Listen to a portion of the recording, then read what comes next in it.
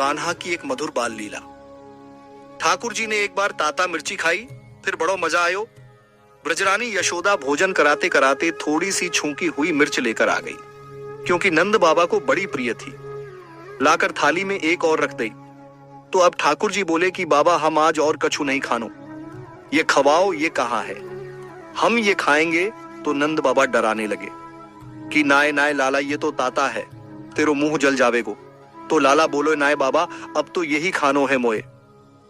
ये बात सुन के बाबा ने खूब ब्रजरानी यशोदा को डांटो कि मेहर तुम ये क्यों लेंके आई, तुमको मालूम है ये बड़ो जिद्दी है, ये मानवय वारो नाय, फिर भी तुम लेंके आ गई। अब मैया ते गलती तो है गई। और इतकू ठाकुर जी मचल गए, बोले अब बाकी भोजन पीछे होएगो, पहले ये ताता ही खानी है मोए, पहले ये खवाओ। बाबा पकड़ रहे, रोक रहे हते, पर इतने में तो लाला उछल के थाली के निकट पहुंचे और अपने हाथ से उठाकर मिर्च खा गए। और खाते ही ताता है गई, लग गई मिर्च, करवे लग गए सीसी। वास्तव में ताता भी नहीं था, थई है गई। अब लाला चारों तरफ भगो डोले, रोतो फिरे, आंखन में आंसू भर गए। लाला की रोवा राट सुन के सखा आ गए, अपने सखा की ये दशा देख के हंसवे लगे और बोले, ले और खा ले मिर्च भातई, मिर्चई ही खावेगो, और कछू नाय पायो तो ये खावे को। मगर तुरंत ही सबरे सखा गंभीर है गए और अपने प्राण प्यारे कन्हैया की ताता को दूर करीवे को उपाय ढूंढवे लगे। इतकू लाला ततैया को सो खायो भगो डोले फिरे सारे नंद भवन में।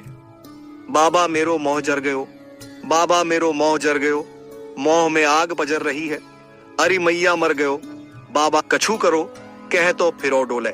और पीछे पीछे ब्रजरानी यशोदा, नंद बाबा भाग रहे हैं, हाय हाय हमारे लाला को मिर्च लग गई, हमारे कन्हैया को मिर्च लग गई।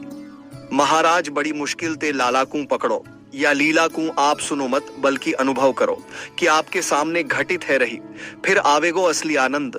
लाला को गोदी में लेके नंद बाबा रो रहे हैं और कह रहे हैं कि अरे महर अब तनिक बुरो खांड कछू तो लेके आ, मेरे लाला के मुख से लगा। और इतनो ही नाय बालकृष्ण के मुख में नंद बाबा फूंक मार रहे हैं। बड़ी देर बाद लाला की पीड़ा शांत भई, तब कहीं जा कहे नंदालय में सुकून परो।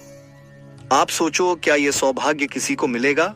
जैसे बच्चे को कुछ लग जाती है तो हम फूंक मारते हैं, बेटा ठीक हो जाएगा, वैसे ही बालकृष्ण के मुख में बाबा नंद फूंक मार रहे हैं। देवता जब ऊपर से ये दृश्य देखते हैं तो देवता रो पड़ते हैं और कहते हैं कि प्यारे, ऐसा सुख तो कभी स्वप्न में भी हमको नहीं मिला जो इन ब्रजवासियों को मिल रहा है। और कामना कर रहे हैं कि आगे यदि जन्म देना तो इन ब्रजवासियों के घर का नौकर बना देना, यदि इनकी सेवा भी हमको मिल गई तो हम धन्य हो जाएंगे।